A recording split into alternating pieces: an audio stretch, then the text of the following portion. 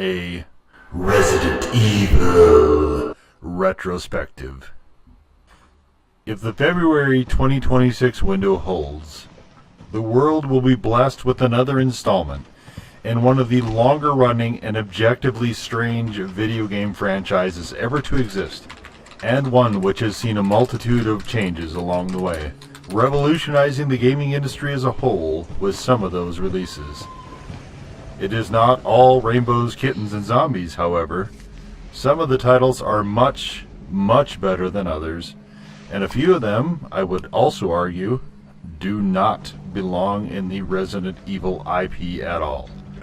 We'll get into that shortly, but while I know YouTube's Resident Charlie, Penguinzo, has painstakingly played through all the various Resident Evil installments out there in 2025, with few exceptions, I'm not going to even attempt to encompass something so broad. I have personally played the vast majority of the releases already myself, with some of them even having playlists you can check out on my channel, right here on the youtubes.com. Instead, what I'm going to do is to go through all of the numbered games, and possibly a few of the ancillary games, though, to be clear, with the exception of both of the Revelations games, most of those are junk. My history with Resident Evil as a franchise is fairly extensive. I played the first game when it came out, and it became my first favorite PS1 game. I'll get more into this in the actual section, but I played through this game every possible way there was to play it, aside from a knife-only Chris run on the hardest difficulty, which I had heard online other people were doing, but which I did not myself attempt, as I could not imagine a worse time. I then got the director's cut, which added some randomizing and so on, and went through that, but the backstory was the part I found some fascination with. There was not the rich bevy of Resident Evil comics, books, live-action movies, and CGI movies, each getting consecutively wackier, to draw from, and which I will not be covering in this video. But with those things not yet arriving, there was an aura of mystique about the attendant lore, at least for a while. I generally disliked RE2, loved RE3, and really loved RE4, a game which I used to launch my channel. I'm getting perilously close to talking about the individual games without having them in a specific section and creating a timestamp nightmare for myself, so instead, here is the orchestration of this list. To start, this video will not include the mobile games, which are not something I generally am inclined to engage with, unless they get ported to either a console or PC. Of the games I have played, I'm going to go in numerical order, with some of the side games that came in between by their release date, at least until I get to the remakes, which will come after all the original numbered games. I considered doing runs of all the games in a chronological order for the channel in its first iteration, but after pre-playing some of them, it seemed clear that the moment had passed and my period of infatuation had subsided for the franchise overall. I may go back to those games someday, but being able to approach this video with a clear head I find of value, though also noting there is no denying how much this franchise has meant to me over time. We will start, then, with Resident Evil 0. This came out in 2002 for, I think, the Nintendo GameCube and well after 2 and 3 on the PS1. Like the first Resident Evil game, we had two characters, one I liked somewhat and one I intensely disliked. So, the thing with tank controls, which this game had, along with the classic fixed camera angles, is that they are tedious to play. I know people do speedruns and adjust to the jank movement, but I don't find that style enjoyable to play, mostly, and never have. I'll get more into this in the next section, but starting with movement that feels clunky, and then introducing a bunch of other gimmicky shit, such as character switching, felt overall kind of tiresome.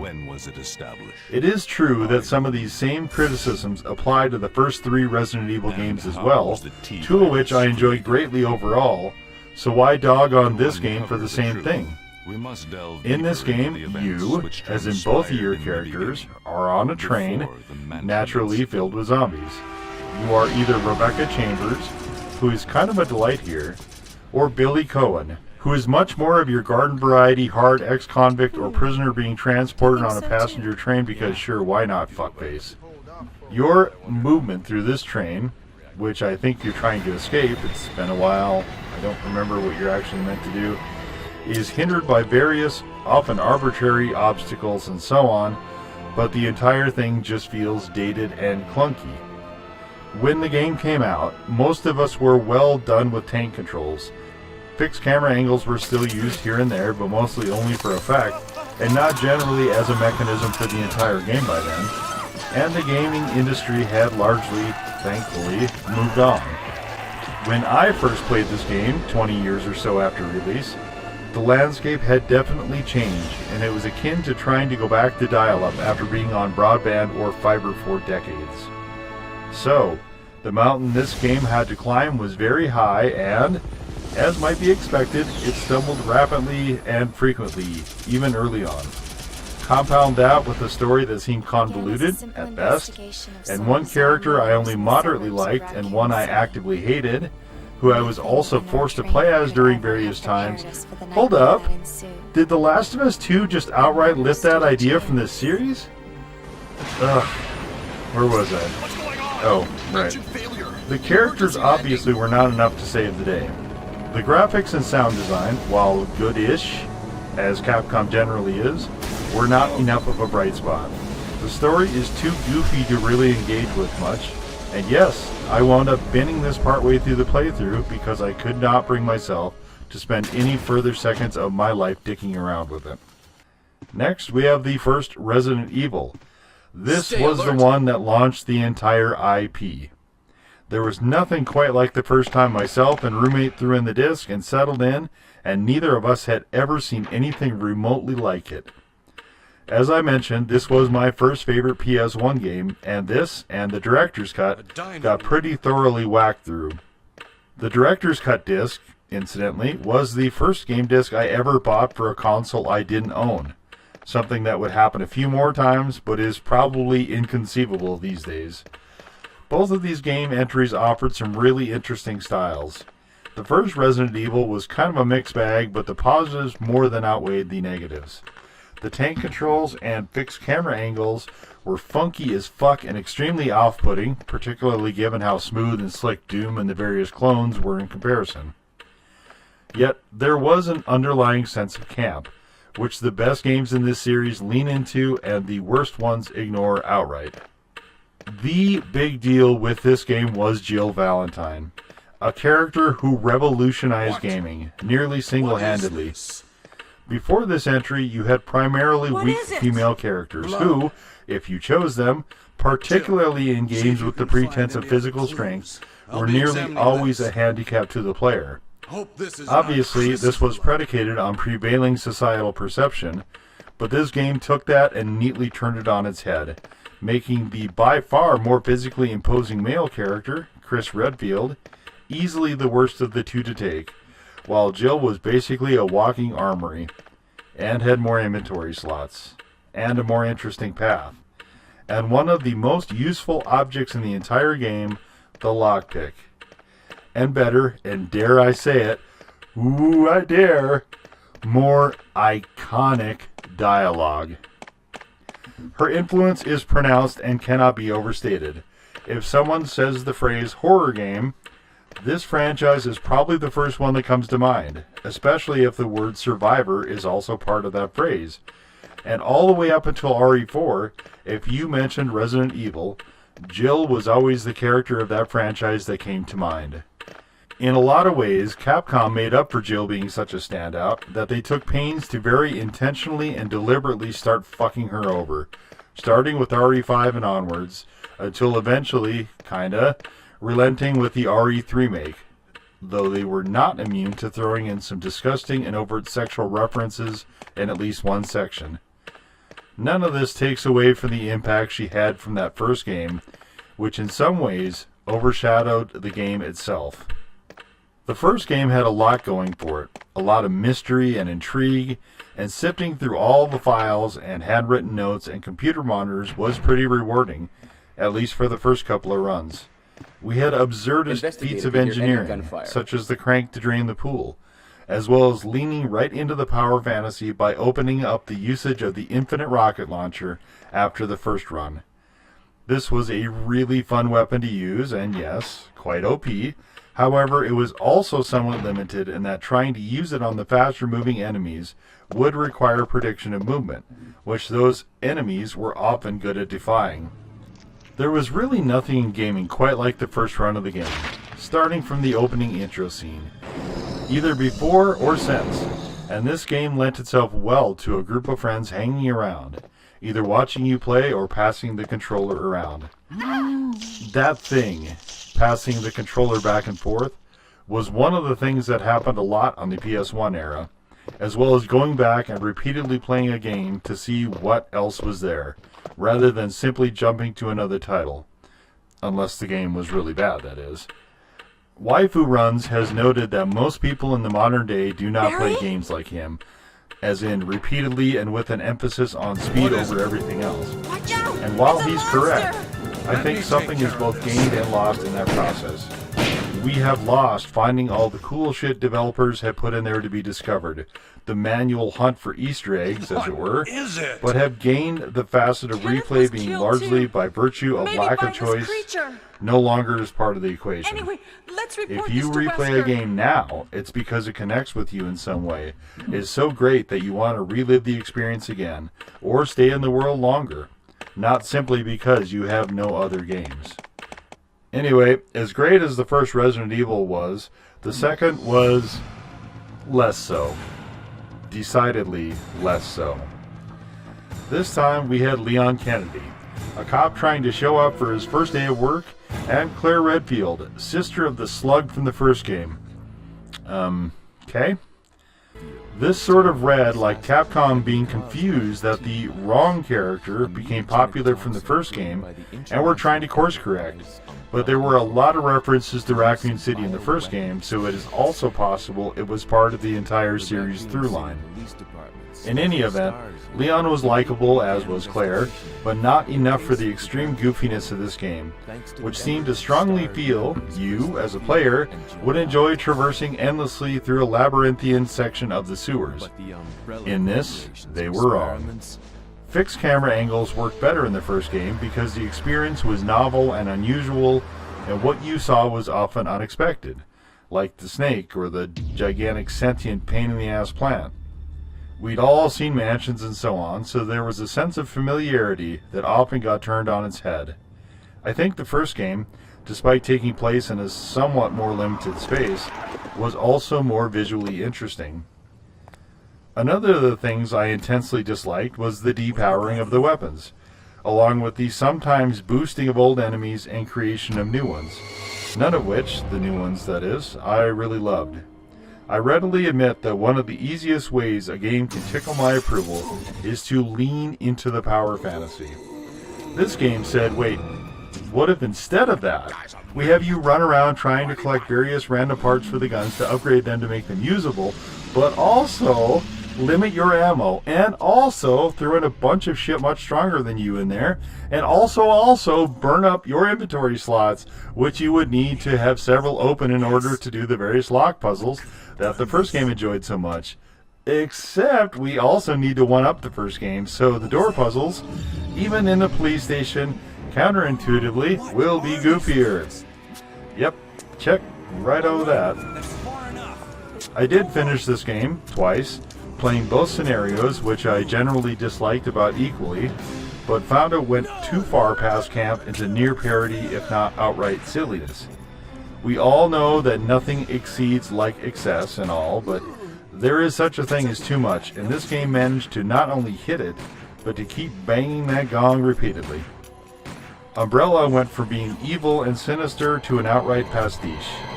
This game did bring about the alluring Ada Wong as a love interest of sorts for Leon Kennedy, though she would not hit her true stride in the series until RE4, and then later the RE2 remake. For RE2 OG, we are still on tank controls, which added to the overall unpleasantness, and I actually went back to playing the first game after this, rather than putting RE2 through the paces of multiple replays. Next up was Resident Evil 3 Nemesis. And I want to note that all of the games I've talked about so far, except for Zero, came out in the span of 1 a year, starting from 1996. So, 1996, Resident Evil. 1997, Resident Evil Director's Cut. 1998, Resident Evil 2. And 1999, Resident Evil 3, which is truly an incredible run, any way you slice it. It is also worth noting that after this year, all the weird spin-off shit started circulating as well, which unfortunately served to dilute the IP. Okay, so for Resident Evil 3, Jill Valentine, only, has made it from the mansion of the first Resident Evil into Raccoon City. I was pleased to see this and didn't know, or care, where Chris had fucked off to. One of the things that worked against RE2, for me anyway, was the absence of Jill Valentine, which is, I suppose, a blessing and a curse of having such a strong character, whose presence threatens to overshadow the entire game itself. So, cradled back in Jill's loving arms again, we rerun RE2 in some respects, only this time being stocked with the amusingly deranged and oddly obsessed Nemesis Tyrant variant, who is capable of very limited speech. This is camp done right, by the way. An absurdly overpowered character chasing you around growling "stars" over and over again. Absolutely delightful and one of the many ways the remake fell a bit flat. More on that later. This, in many ways, was almost a correction of RE2. We're above ground for almost all of it, not really locked into any particular buildings, and we can just kind of tuck around and explore more of what we couldn't see in RE2.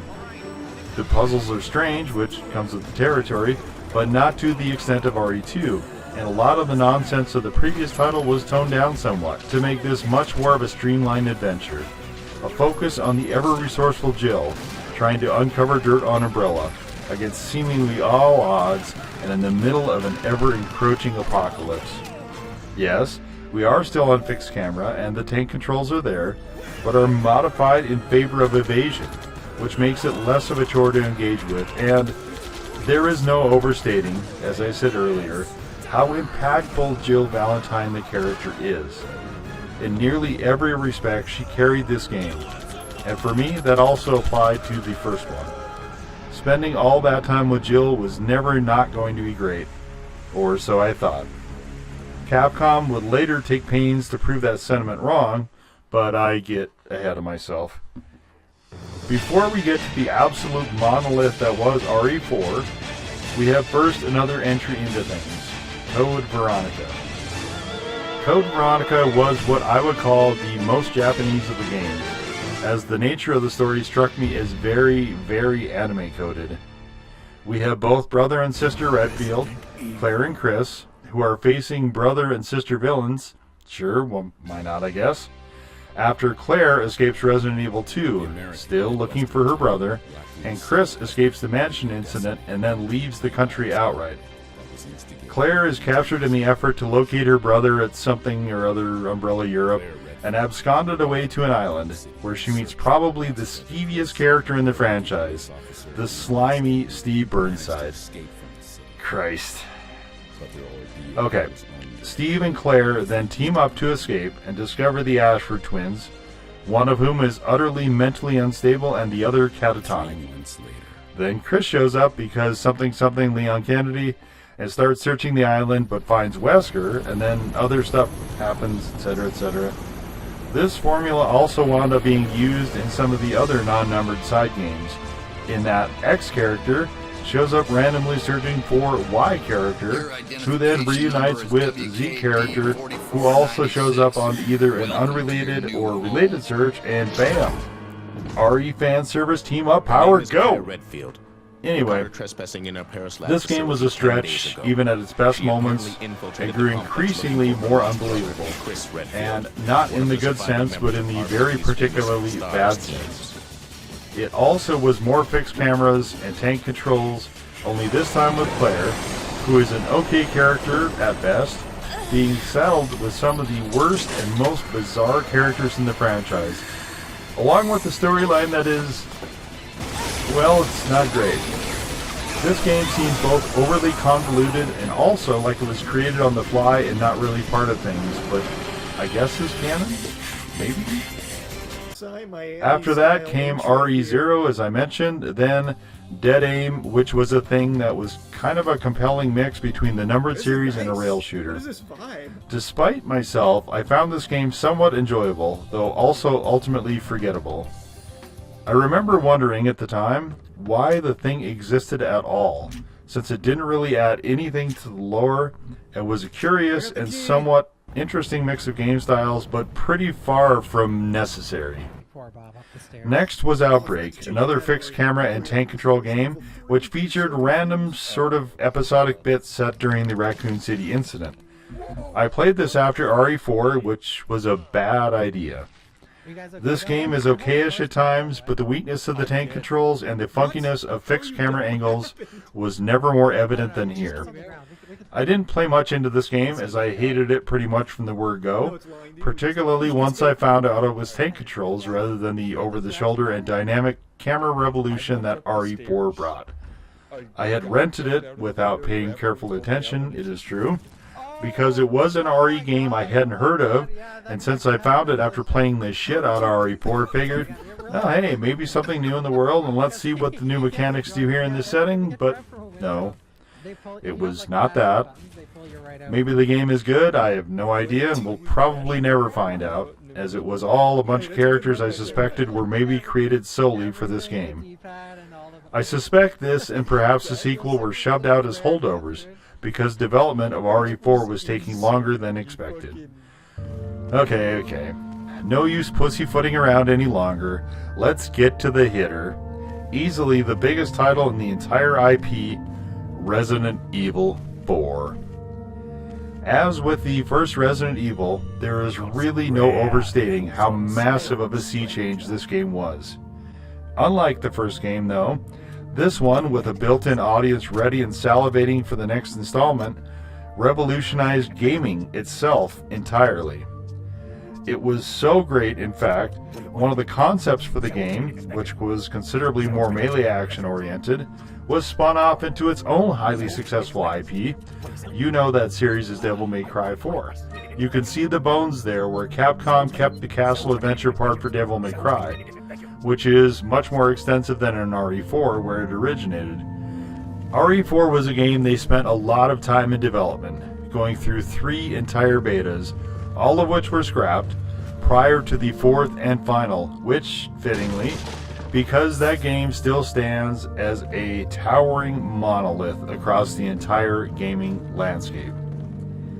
Once again, camp returns to the fold, though instead of bits here and there, we have now nearly an entire game of it, with various pop culture references, some silly even then. Today, the objects of those references have faded nearly entirely, so the in-jokes stand perhaps more as time capsules. Moving away from camp was, in my mind, a significant part of the series' undoing, and nothing, aside from some very minor sections of RE8, have really come back close to restoring that particular magic, including and maybe especially the RE4 remake itself, which is a shame.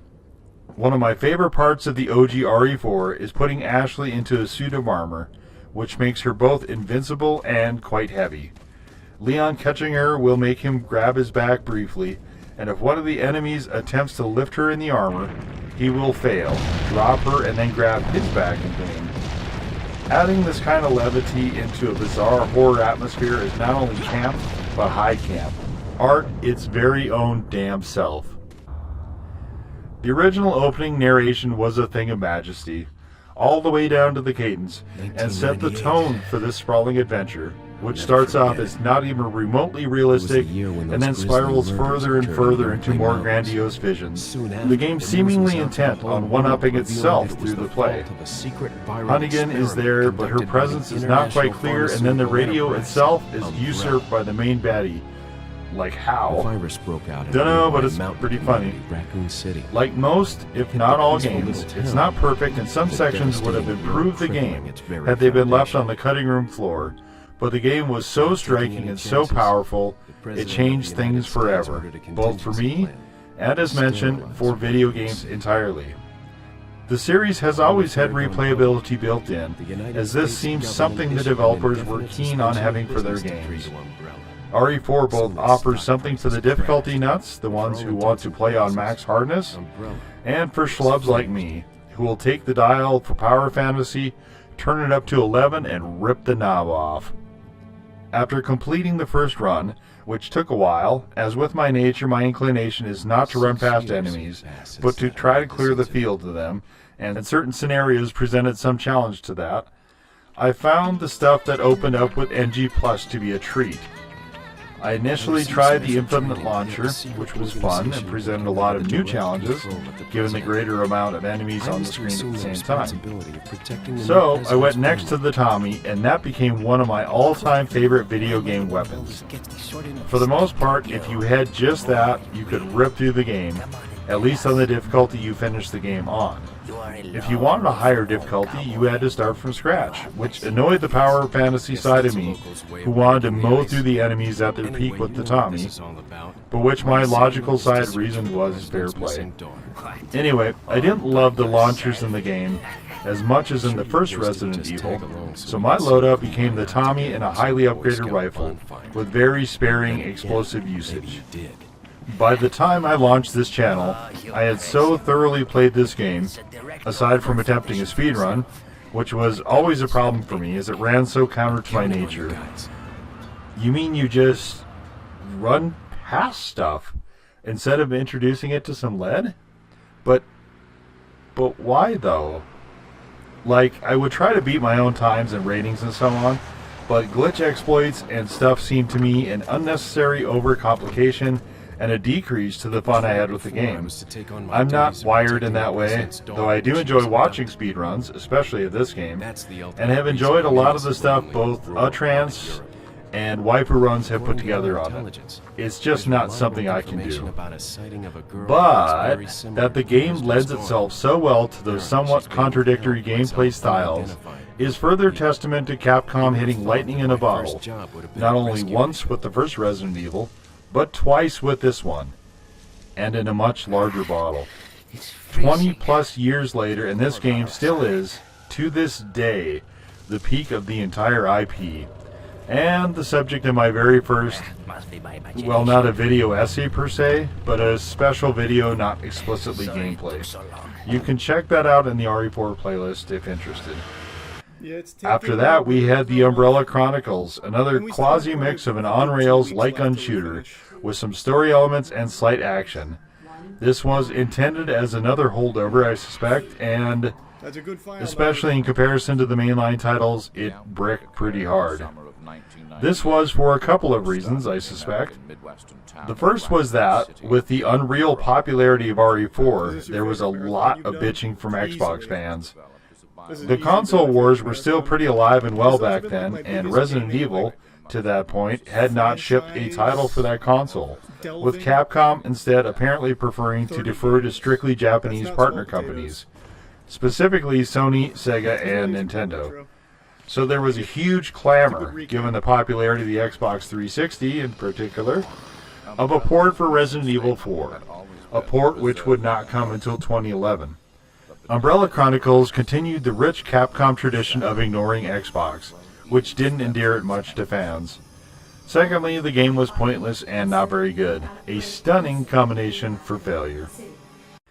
In response to the Xbox clamor for RE4, or so they tried to spin it, Capcom released Resident Evil 5, which featured couch co-op play, as that was something that the Xbox had done from inception, with titles like a little game called Halo, and had proved enormously popular.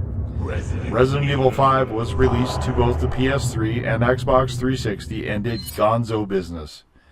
Given the intended inclusion of the Xbox fanbase, there was a much greater emphasis on Big Burly Chris and his musculature, as well as an intense focus on guns and gunplay. The more subtle allure of series siren Ada Wong was replaced with full-tilt, revved-up sexiness in the engaging Sheva Elamar, who was also your partner through the adventures cranking through the new setting of Africa. The couch co-op, which was the first way I played this on an Xbox 360 incidentally, was a nice twist to the game, and I had a lot of fun with it. I played this game repeatedly, both with and without other people, and it's fine. I personally like Sheva, and it was nice having a companion that could do more than just be whisked away by the wind. Looking at you, Ashley. Looking right at you, Ashley. I didn't hate Ashley, to be sure, and the wait, follow, dialogue commands being spammed was endlessly entertaining. Yes, I am an idiot, and yes, I also did this with Sheva, though it works a lot less well when you use the AI instead of another person to control her. She also plays pretty well, maybe not as well as Chris, who the game put nearly all the focus on, but quite nicely overall. I don't think this game works as well as RE4, but nothing else did either, and much of this was a reflection of the game changes for the Xbox audience. The series clearly was becoming more and more a shooter, and worse, increasingly serious in tone. Umbrella is gone, replaced by Tricell, but that doesn't really factor in, aside from Wesker running around. Poor Jill is pretty thoroughly abused in this game, completely reworked and utterly ruined to the point where she shares a name only with the Jill of the first and third titles. If you're someone who generally dislikes Chris, as I am, then his various flashbacks into memory are kind of pointless, and the entire thing reads almost as RE4 light. There is a lot less of the meat, a lot less of the calories, and way less of the flavor here. Still, for all that, it is a pretty enjoyable game, though a significant deviation from the IP origins, and, as I said, it's fine. In the same year, 2009, we had the much heavier, lore-focused Darkside Chronicles, another mix of very light action and an on-rails light gun shooter, which bricked so hard that Capcom finally gave up on that genre, despite it being well past its prime by that point. They did stick to the fixed camera angles longer than, it might be argued, those were necessary. Even with trying to be innovative by adding elements of other genres into the main one, which they also did to a degree, it was clear that more static gameplay, particularly when shooting, was not of interest broadly. RE6 came after, and yes, I know there are a couple of other titles that also came out that same year, but I've always found the three interconnected, and this was meant to be the biggest of them all. I also suspect that those other games were spin-offs of ideas for RE6 that they necessarily had to cut down, as the game was crazy long as is. This is possibly the most polarizing of the numbered titles, as it features 4 different scenarios, for 4 different main characters. 3 of those scenarios can also be played with the side characters for another 3 ways, and all of which can be played as co-op. Obviously this is a ton of content, and all the scenarios are all in different starting locations, and all of them, except Ada's, I think, I don't remember, it can't be fucked to actually check, overlap the others at some point. Very ambitious, to say the least. To make sure they are entirely differentiated from each other, the inventory wheel and even some of the gameplay mechanics are different between characters, which means you get the joy of relearning every time you switch characters, which is fine for the first run through, but gets annoying almost immediately after before rapidly descending into being tiresome. This was a pretty huge mistake on the part of Capcom, I think. Had they kept continuity with some of those things, this may have been received better. On the other hand, there is perhaps less content than seems on the surface with all that interchangeability. It is one of the longer number of games to go through if you play through every campaign, but it is very uneven. Leon is good in this, as he usually is, and is saddled with a partner that I kinda wish I didn't have along, as I found her grating to the point I didn't play her scenario. We are going to find her infected sister, after we first kill the president, and Helena is being a rotten royal shit about it. I did like a lot of the environments, and this scenario was overall one of the ones I liked best, despite the incessantly annoying Helena Albatross hanging around Leon's neck. I think she's supposed to be maybe a RE vamp, but that misses wildly, and she just truly sucks. We also have Chris and Piers. Piers is a pretty cool character, and Chris is a self-loathing train wreck. Yep, fine. This is the more military-oriented of the scenarios, and it's uneven, but mostly fine overall. I like Piers as a character, and I hated to see him dusted off like that. But the black hole that is Chris Redfield consumes all in its path, I guess. Next is the most unintentionally funny, that being Jake and Sherry. Jake is the spawn of Wesker, whom he neither knew nor particularly had a high opinion towards, but finds himself in the very awkward position of having to either defend or to be upset when confronted with his errant and absent father's killer, who is, of course, Chris Redfield. Sherry Birkin is the now very grown-up little girl from Resident Evil 2, daughter of two scientists, who also became one herself. Jake has some secret goings-on in his blood, who will save the world, but is a broody anti-hero, so Sherry will have to earn his trust and or pay him lots of money, while they take a pass at a simmering sexual tension thing that makes me giggle. Their scenario is pretty iffy, but both characters are fun to play, and romping around with those two was the most fun I had with this game. Sherry is now a hot rod siren, albeit a mostly innocent and demure one, and in some ways she was the standout of this game.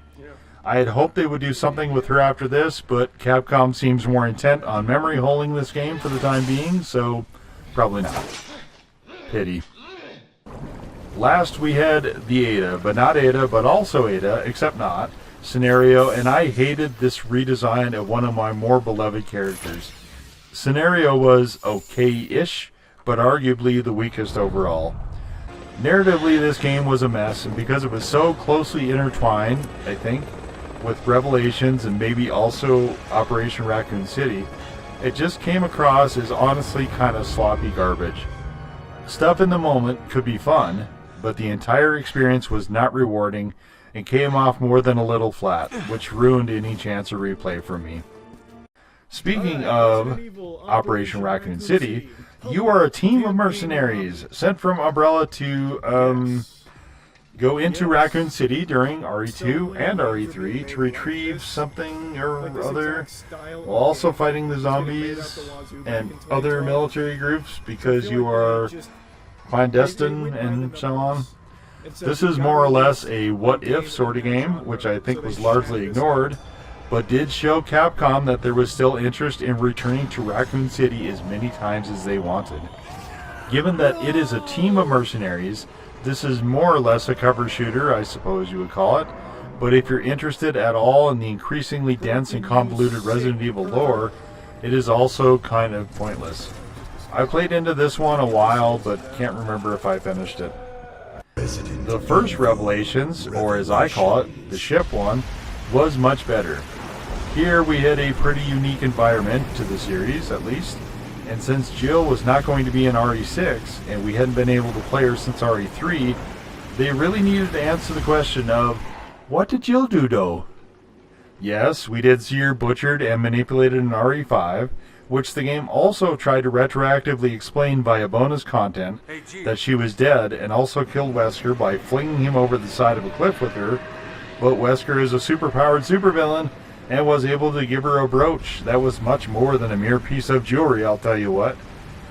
This game didn't really attempt to actually answer that specifically, the whereabouts of Jill, as this is set between RE4 and RE5, and is more to set up events of the latter game. Anyway, we had Parker, who I found pretty amusing as a side character, and Chris Redfield was also in it because Resident Evil 1 team up, yo! And somewhat obviously evil characters in Jessica and Raymond. This was a pretty enjoyable environment to romp around in, and I enjoyed this game a lot, except for the final boss fight, which can fuck itself right in its stupid fucking face. Easily one of the worst in the series. Teleporting bosses are bullshit, and it's like the devs decided they should really just take the worst parts of fighting Wesker and RE5 and lean into those. Hard. I'll talk here about Revelations 2 and Umbrella Corps because they both came before RE7, and because Revelations 2 was, in some respects, a more interesting game. With Revelations 2, it seemed like Capcom was going to use these to fill in gaps. So we once again went back to the past. This time to find Claire Redfield and Barry Burton. Burton, you see, went to the island to seek his daughter, Moira, who was meanwhile captured with Claire, or rescued by Claire, or Man, this sounds familiar. So overall, this game was pretty fun to play and had a new mechanic I kind of hated, the stress meter thing, but definitely had a lot of shades of Code Veronica in it. This one is set closer to RE6. Also, Claire is still searching for her brother, but they had a lot of really cool emotional buttons here, particularly with Barry and Natalia. Very good, solid entry into things. Umbrella Core was supposed to be a multiplayer something or other, but instead wound up being a very confusing single-player experience that might be awful, but at least is a complete waste of time. Moving right along, the next part is where viewers are probably going to be a bit pressed about things. A lot of people have wrongly insisted that RE7 somehow saved the franchise. I don't know by what metric they're making this assertion, as it sold less than RE6, which did numbers pretty close to RE5. If anything, RE7 degraded the series irrevocably, but I'll get into that more shortly. Here we introduce a new character, Ethan Winters, who is both dumb and nearly entirely worthless. Somehow, he seems to have an AMC Javelin, which, cool, but he is taking it to drive to the bayou somewhere to find his wife, who is apparently being held hostage somewhere after she's been missing for 3 years. Okay, fine, sure, but he doesn't tell the police, who would probably want to know, assuming he filed a missing persons case. He does tell a male friend, a pal who does not tell Ethan's dumbass to turn right the fuck around. Actually, Ethan does not seem to possess a cell phone. The game is set in 2017, so yep, totally checks out. In any case, his friend does not persuade Ethan to not do the thing he is doing. Apparently, it is not possible to drive to the house, a facet which presents its own problems, so Ethan has to park his car and chuck it on foot through the woods. Along the way, he sees Jack Baker, who he does not call out to for whatever reason, but instead sneaks into a house and starts rifling through it. Eventually, he finds his wife, who has changed somewhat from how he remembered her, and the map expands to eventually include a beached ocean liner, all of which is seemingly inaccessible from the road somehow. Here we have a game rife with logical inconsistencies and a very slow-moving and awful character to try to pilot around the property.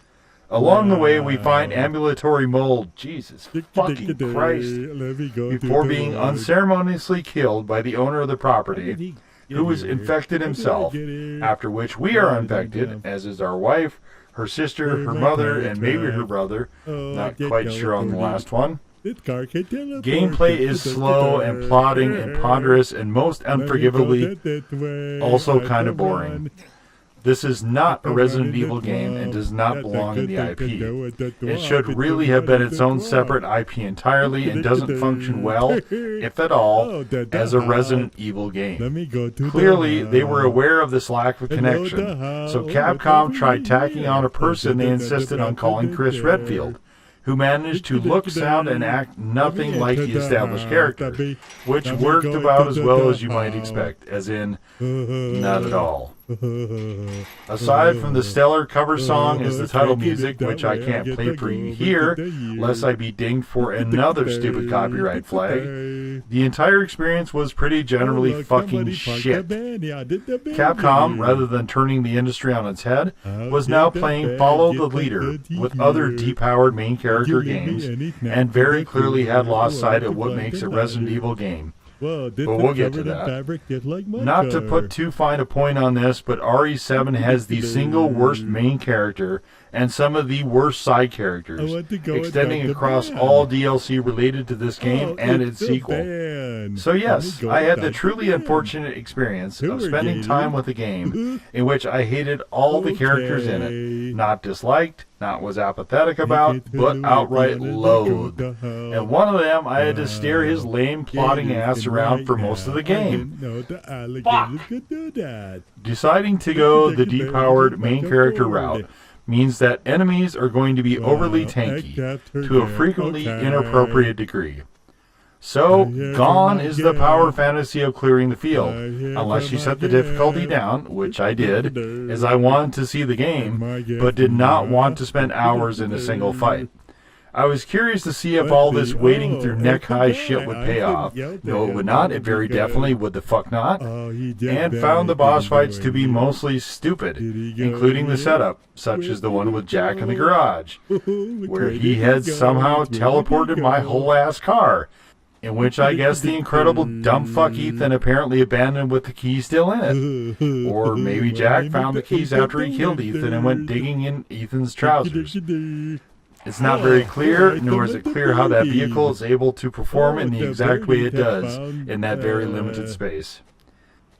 One of my bigger pet peeves in gaming, besides cleared areas not staying clear for plot contrivance reasons, is headshots not being headshots. Zombies are generally humans or other organic forms of life. Dogs also in this series. Humans and dogs are very susceptible to having their cranial vaults annihilated when very rapidly moving lead connects with it.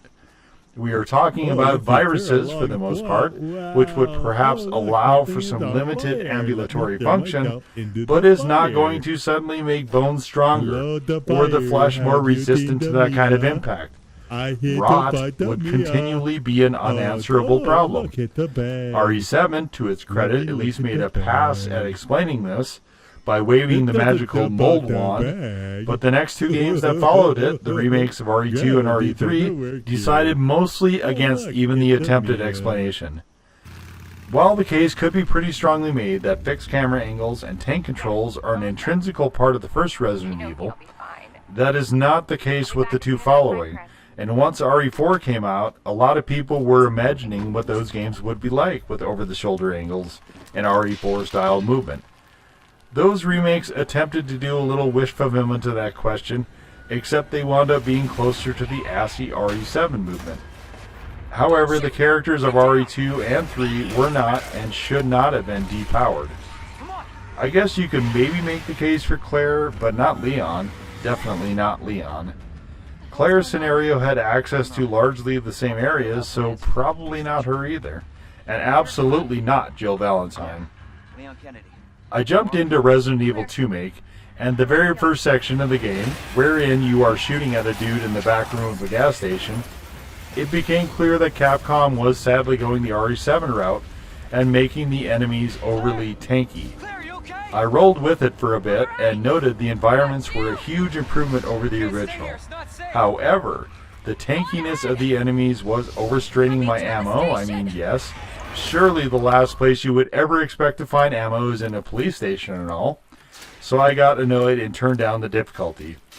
From there, things became more reasonable. I didn't love the original RE2 as noted, and aside from the legitimately touching scenes with Ada, didn't enjoy Leon's section in the remake greatly either. Claire's was quite a bit better.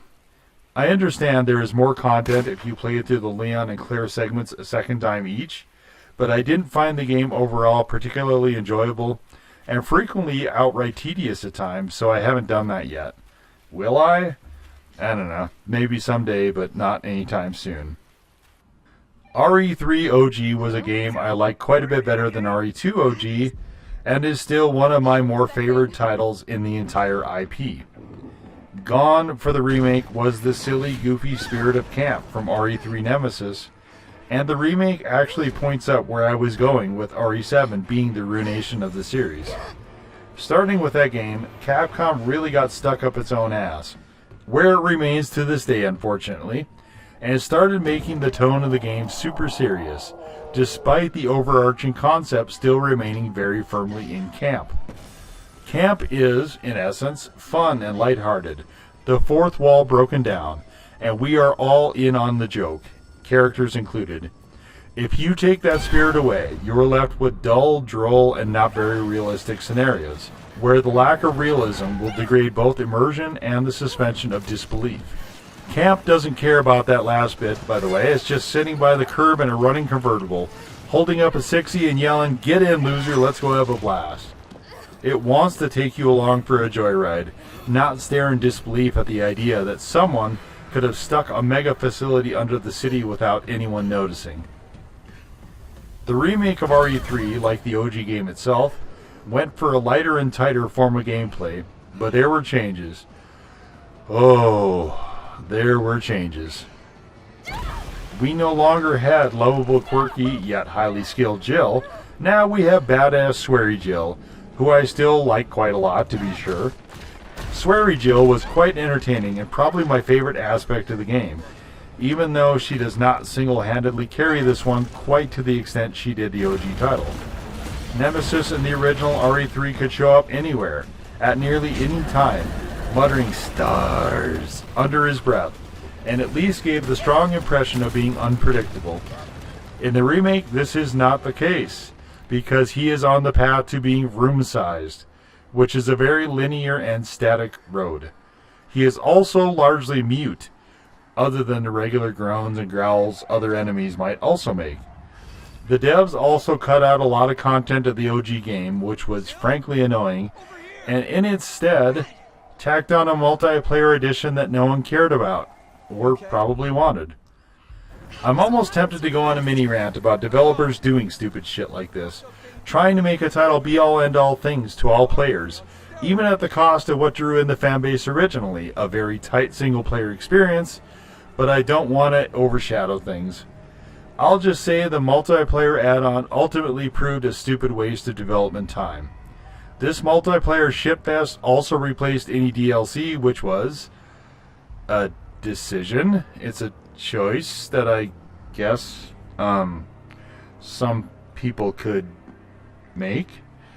The silver lining is that I think it also sent more people back to the original RE3 to experience that, which was maybe unintended, but also the smooth good move, and I do appreciate Capcom letting the OG titles live, at least to the extent that they are. This brings us to RE8. That ladle was the first RE3 had a subtitle of Nemesis, and RE7 had a subtitle of Biohazard, which was weird, but neither subtitle was really part of the numbering scheme, whereas Village relied on some of the good old Roman numeral magic to incorporate it into things. By this point, I think Capcom had realized it had an Ethan Winters problem on its hands, as that character was completely shit-awful, doing his best work as a ghost or whatever he was in his daughter's DLC. I don't know if development on this game was concurrent to the start of RE7 development, or they just turned it into a sequel for whatever ungodly, insane reason, but this title was one both marred and hampered significantly by the COVID-19 pandemic. When it came time for me to try and collect some footage for this game, I discovered that the save file on my PS4 was corrupt, and I had to basically replay the entire game from zero, which I did, and naturally decided to stream it also. The second time around, I found a few differences from my initial playthrough, which I will note in the various sections. While I mostly liked Village on the initial run, at least after the Castle Dimitrescu section, which went on a bit overlong for me, the game seemed to be trying to do several things at once. It was trying to end the run of Ethan Winters, to explain how he came to be a part of things and what the things themselves actually were. They chose to do this via extensive retcon, as well as to throw in several callbacks to earlier better games, and to sprinkle in some various movie monster tropes, and to also show off how gorgeous and epic on a grand scale the environments could be in the RE engine. While the game was worlds better than RE7, it still didn't quite manage to integrate itself with the world of Resident Evil writ large, even with the retcons, which included going all the way back to Oswald Spencer himself. So, still not an actual Resident Evil game, but it did manage, along with the Rose DLC after, to finally put the awful Ethan Winters sidetrack to bed, once and for all. At least I hope that holds. It also did a great job with the visuals, which were, aside from the Moreau character, utterly magnificent. I quite enjoyed spending time in the various areas, aside from the factory, by which time, in both runs, I was exhausted of the game, and would casually mill around the village in the first run, ignoring the game entirely just because I found it so enjoyable. The enemies, werewolves and golems and homunculus and fish monsters and vampires and ghosts and possessed dolls and so on, were mostly fine, with one section very clearly trying to break the line between reality and illusion. You know the one, or if not, have heard of it. It features a gigantic and very hungry infant.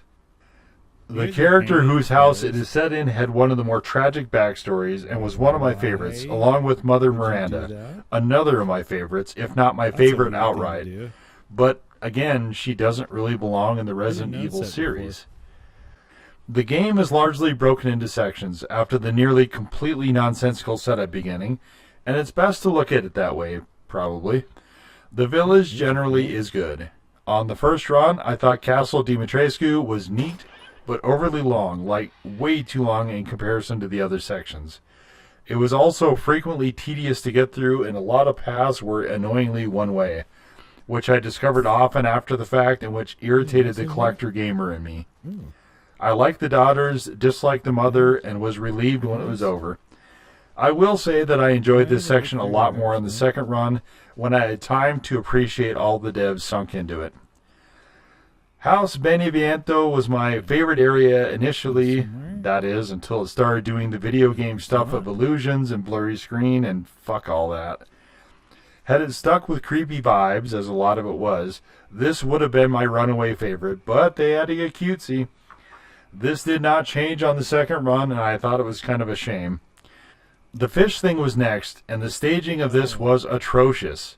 Yes, definitely Ethan, who has some military training courtesy of Redfield, it is revealed, although he still moves as if he has sandbags tied to his ankles, should definitely talk shit to the fish guy, instead of fucking off after taking the jar of his daughter.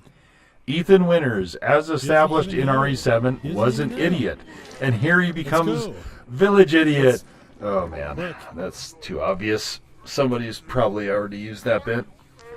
Anyway, the fish part was probably my least favorite section the first time, but like the castle, I like this one much better the second time. Except for Moreau, who is probably my least favorite boss in this game. Mostly just because he's so fucking gross. This left Heisenberg, who has chalked up a lot of references to his name, but seems to clearly be modeled along the lines of Van Helsing and Dr. Frankenstein. Daily double, let's go! Again, Ethan is being overly stupid and shit-talks himself into being kicked backwards into a gigantic factory. Did you not see it? It is so large, I kept getting distracted by wondering how, also why, in the fuck they built all the infrastructure, and how did it get built in the mountains where it is, and also how the electricity to keep it going is exactly working here. Eventually, after a section that seems excessively long, which was the case on both playthroughs, we again run into Chris Redfield, and he tells us to stay out of it, or no, that was earlier. He tells us to, well, anyway, we get this sort of shooty vehicle thing that's metal and can resist Heisenberg's magneto powers, except he levitates it anyway. So we go and face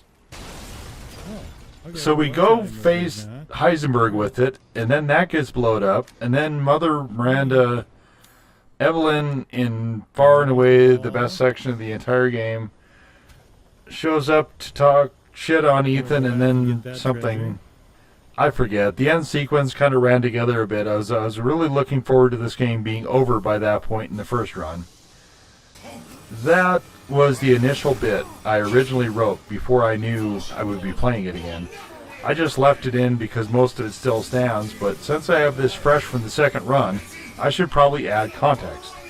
The sequence is Ethan kills Heisenberg. Mother Miranda shows up to give Ethan a mindfuck and rip his heart from his chest. Then we go to the Chris section, then back to Ethan, who is being delightfully tormented by Evelyn in my favorite part of the game. Then he passes out again and wakes up in the Duke's carriage before being deposited in the relative vicinity of Miranda for the final boss fight. After that, it's a whole shitload of cutscenes, then credits, then another cutscene to set up the DLC. During the post-credits scene, they try to give Ethan a hero send-off, but the whole thing is just so incredibly clumsy, it fails at this monumentally, which is perhaps the most fitting way to write him out, actually. Finally, last and perhaps least, Resident Evil 4's remake. This is a title I had a lot of reservations about, as I didn't and still don't really feel that the OG RE4 can be meaningfully improved upon. More than anything, this screamed unnecessary cash grab. We are in the phase of Capcom devolving into Crapcom, and AAA game studios seem to care less and less about art, so I suppose it was inevitable. My misgivings would be nearly immediately borne out by all the microtransaction shit Capcom stuffed it with on release. The OG game, perpetually in the discussion of best video game ever, already had the over-the-shoulder camera and goodish game mechanics. Definitely running it through the slop grind of the RE7 slow movement and tanky enemies would not do it any favors. Sure, you could potentially improve the graphics, but would the devs truly be content to do a shot-for-shot rendition? As it turned out for the remakes of 2 and 3, they could not resist, and submitted entirely to the temptation of tampering when they did those. If RE4 got that treatment, the game would almost certainly be ruined. I watched Waifu runs go through the demo and was nearly instantly dismayed. Graphics were better, yes, but the models were rather intensely reworked. Once the full game came out, I watched sections of it here and there in streams, and noticed a couple of things. One of the most glaring was that Ada was way worse. By this, I don't mean the remodel, which was the same as RE2 make and considerably better than whatever they were doing in RE6, but rather up until the sewer section in the RE2 make with Leon, Ada in RE4 OG was my favorite version, by a lot. Here... Okay, I'm not blaming the voice actress for the wrecking ball taken to one of my favorite franchise characters. The voice director and game director probably wanted that, and both of those two are ultimately responsible for the end product. But the performance here flatly fucking sucks and ruins the character, who went from sultry and seductive to now seeming apathetic and bored. I imagine they moved from Jolene Anderson, who was the voice of Ada in RE2 make, to Lily Gao for 4 make, because the trend is to move away from performances of characters from white voice talent, if the character is not also white. Gao had played Ada for a very brief scene in the most recent live-action Resident Evil property, the questionable Welcome to Raccoon City.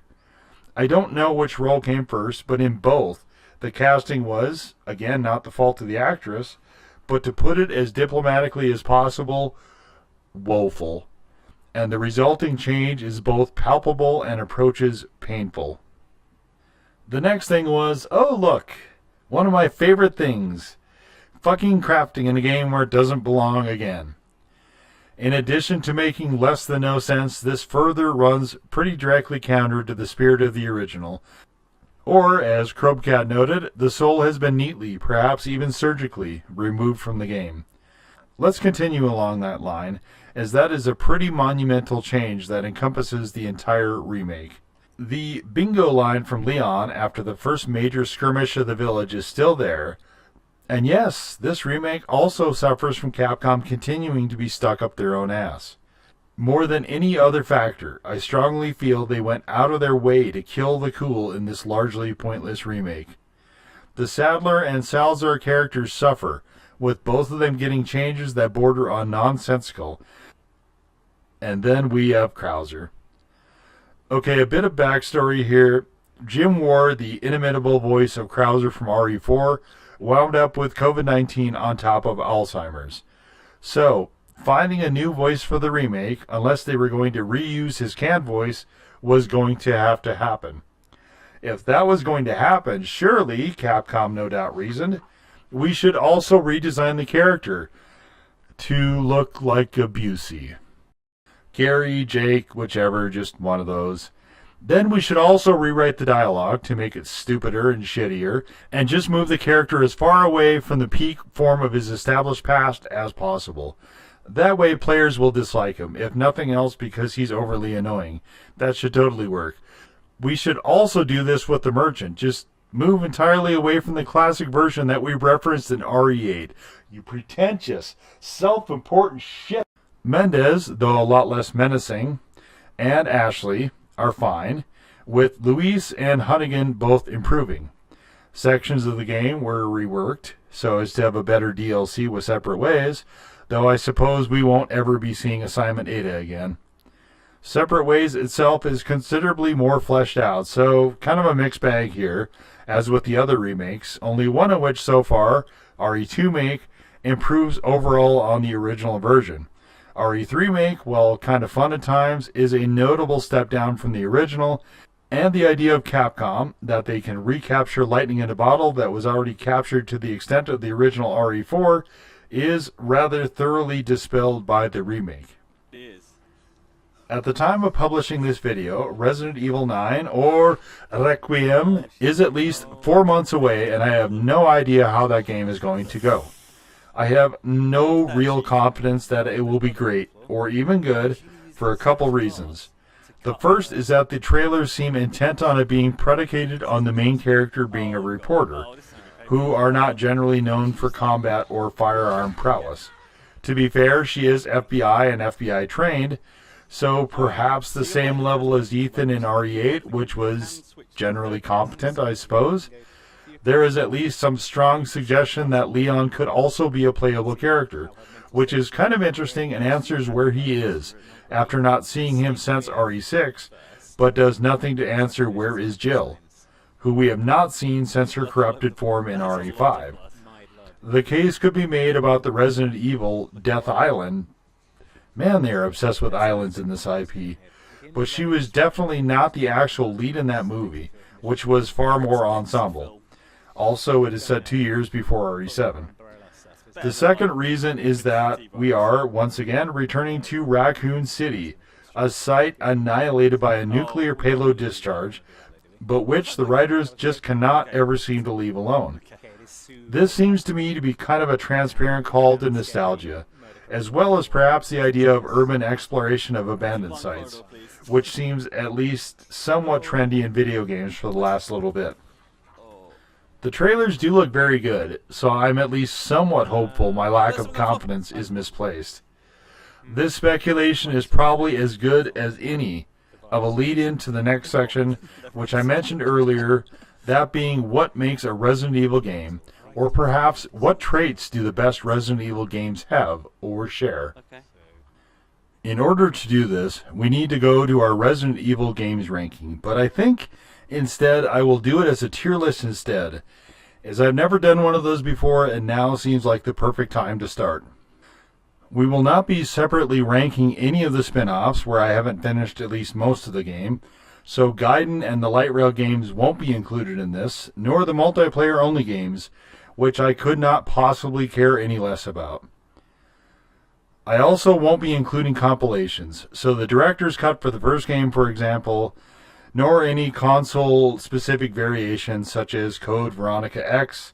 Yes, I know there are differences, but all those will be considered automatically bundled with the main title.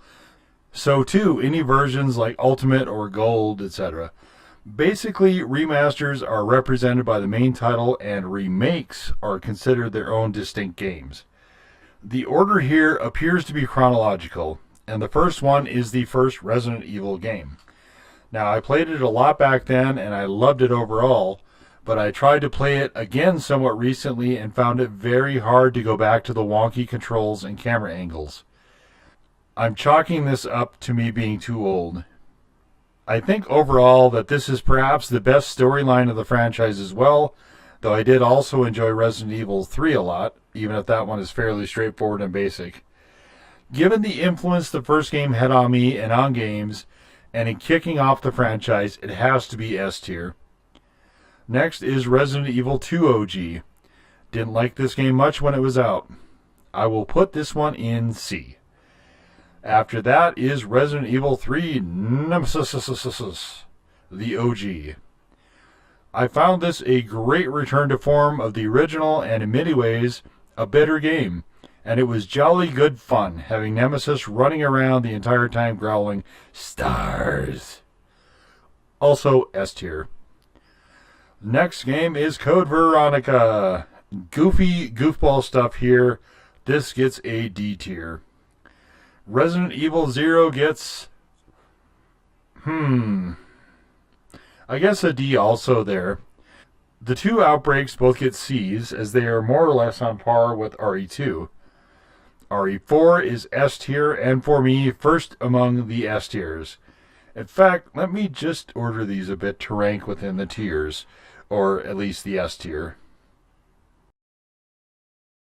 I also think the OG RE4 has probably the best weapons of any of the games, definitely among my very favorites in all of video games. Okay, next up is RE5. I gotta give this, it's gotta be an A tier for me, and yes, a lot of this is predicated on how much I like the side characters, and I loved Sheva. Dear sweet Sheva. RE6, it's overly hated, I think, but not that great. Take your B tier and get the fuck out. Okay, Umbrella Chronicles, which I always get confused with Umbrella Corps, and which is... Oh wait, that's one of the rail shooters. Shit. Okay, never mind that. Stupid Chronicles. Alright, next to Revelations 1, which gets a B. Except that final boss fight is hot raw ass, so make that a C. Revelations 2. Claire was kind of annoying, but Barry... Okay, that one gets a B. Operation Raccoon City, long and to the pointless. Here's your D. Umbrella Corps earns the first F of the tier, but surely not the last. Surely. Oh, actually, we're on to the messier ones now. Okay, let's save the remakes for last and go to RE7, which this entire tier category is named after. Village gets a B. No, wait. It's not an actual Resident Evil game. So we will dock for that and move it down a notch. If that game would not have had Ethan as the main character, it probably would have been pushing an A. RE2 gets... It is better than the original. And also, as I'm nothing if not an all-day sucker for a pretty face, it did not go unnoticed by me that this is by far the loveliest Claire has ever been in any RE media. It can also have a B. RE3 gets an A. Definite step down from the OG, but my favorite of the remakes so far, and RE4 What do we do with you? I will grudgingly give you a B also. Alright, so for our S tier games, we have the first Resident Evil, RE3 Nemesis, and RE4 OG, with RE4 OG being the best of those. What they have in common are also the things that make a great Resident Evil game. We will start with the main character, who's the one we're steering around, and with whom we will be spending the most time. In the first game, Chris was awful and a significant step down from Jill, who was fantastic and who was, and still largely is, at least for me, an absolute icon. I strongly feel that having a good, strong main character generally will lead to a better game overall, and the better you can make that character, the more well received the game will be. In RE3, again, we had Jill, and in RE4, we had Leon carrying on in quippy full-on camp, along with sometimes foil and sometimes ally, Ada Wong, which threw in a very nice element of intrigue. All of the first game was more or less built on mystery and intrigue, as we had no idea who any of these people were, or what they were doing there, or even where they were. In RE3, we followed Jill on a more or less natural extension of the first game. Nothing groundbreaking there, but all to the good as a continuation. In the F tier, we have Umbrella Corps, which is just an awful game I won't be spending further time on. Go watch the video Obo Shoes did on it if you're interested. And RE7, which featured the utterly worthless Ethan Winters, who is a great big dummy. The kind of idiot so incomprehensibly stupid it nearly defies belief. At minimum, we need a main character we can connect with, not one who moves in a way borderline anathema to us. It does not help that Ethan is highly incompetent, just a random schlub nobody, inserting himself headlong into danger, while moving as if he has cinder blocks instead of shoes. And therein comes the second part of the equation, or perhaps more an extension of the main character discussion. In the first Resident Evil game, we have more or less a Strike Force team, who is getting their asses handed to them by something or someone, some unknown assailant, and part of the tense atmosphere is not knowing what is going on, other than them being in mortal danger and fleeing to the relative safety of indoors, which is the mansion. However, they are all trained in the use of weapons, and have those various weapons at hand. In RE3, again, the same things apply, as it is a continuation of Jill's path, and Jill is clearly well versed in fucking shit up. In RE4, we have Leon, who would also be familiar with weapons, having passed police academy prior to RE2, but who has undergone more extensive training, including in the field, since the events of Raccoon City.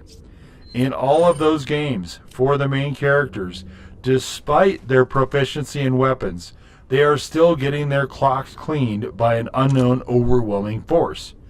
I know combat is not the main point necessarily, other than RE4, but combat is also inescapable in the games. There will be some final conflict, no matter how much time you spend running away in-game.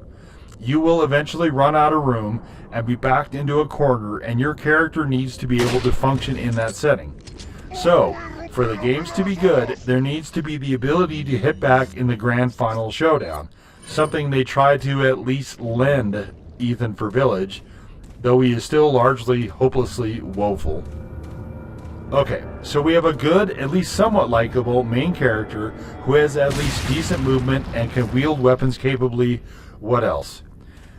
The games all tend to feature differing levels of surreality, and most of them also have various puzzles to solve, some of which would be greatly inconvenient were anyone to do this in actual practice. Aside from RE6, which went a lot lighter on the puzzles comparatively, generally all of the games have covered this to one degree or another. Inventory management? Again, this mechanic, either toting all the crap with you or getting it out of designated locations, is mostly fine across the board. So this and the puzzles are mostly equal, and we need some other differentiating factor. For that final piece, we look to tone. The atmosphere, the actual setting, the environment, the world that you and your character are spending all this time in. All of those have to exude the largest element of this, which I've already mentioned, is that of camp. Camp and kitsch are similar in some ways, with them both relying on artificiality and exaggerated pretense, with the major difference being that camp is also self-aware, in on the joke and the fun, and approaches it all with a spirit of playfulness. The first three games, and especially OG RE4, had this in spades. In fact, all the best horror in general has this aspect, and Resident Evil was ostensibly meant to be a horror game franchise. To my mind, you cannot have a Resident Evil game entirely devoid of all of this, or at least not a good one. RE2 had traces, but just didn't take it far enough, which the remake also continued. RE3 remake turned down this aspect, though shimmers of it appear here and there, and it's clear those two games were developed concurrently, as they both sort of arrive in a middle ground that is more than RE2, but decidedly much less than RE3. If there is a single biggest factor separating the truly greats of the series from the rest, it is this. And the easiest place to see it on display is in the remakes, as you can directly compare them to the OG predecessors. There we can see character shifts, often pronounced ones. We can see skill at weaponry. We can see graphic shifts and changes to the overall atmosphere and environment, some of which can be argued are improved, but we can also see this last factor, the camp, being lost in favor of seriousness. If nothing else, This is a good demonstration of pretension when it's taken seriously or literally, as the remakes frequently do, which can lead to endearing moments like Leon and Ada in RE2 make, or absolute dreck, such as all of the Leon and Ada interactions in RE4 make. This video will be necessarily incomplete without Resident Evil 9, and realistically without me actually having experienced RE4 make directly. So perhaps I will make an update to this once I get a chance to spend some time with those games and the newer character or characters in RE9. As characters for me play a pretty prominent role in my enjoyment of games in this series, if not games generally, I thought I would rank them. But this video is already sufficiently lengthy, and that would also be incomplete for the reasons I just mentioned, so I've decided this should be an exercise for another day, perhaps in the update video, at some distant future point. My original intent when starting the channel was to play through every single Resident Evil title, and make content of it all, along with several of my other favorite games, and some newer titles that looked interesting. But my earlier plans went off the rails, spiraling in a manner I did not foresee and felt was kind of out of hand until I paused the entire thing.